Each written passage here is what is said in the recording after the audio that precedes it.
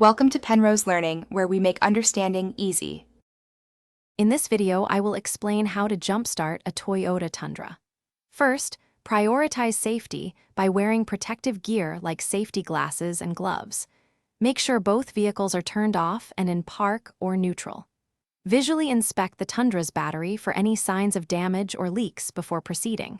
Position the assisting vehicle nearby, ensuring they do not touch.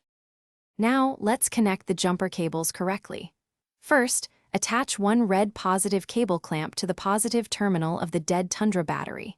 Then, connect the other red clamp to the positive terminal of the assisting vehicle's battery. Next, connect one black negative cable clamp to the negative terminal of the good battery. Finally, attach the other black clamp to a clean, unpainted metal part of the Tundra's engine block, away from the battery.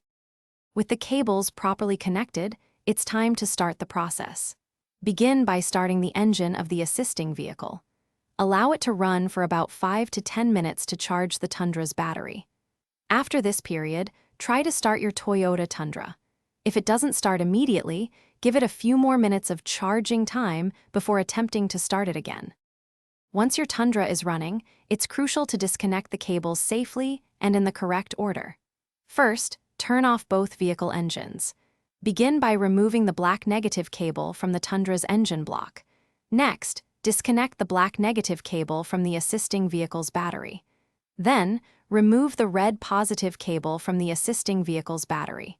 Finally, disconnect the red positive cable from your Tundra's battery. Thanks for watching. If this was helpful, leave a like and consider subscribing. See you next time.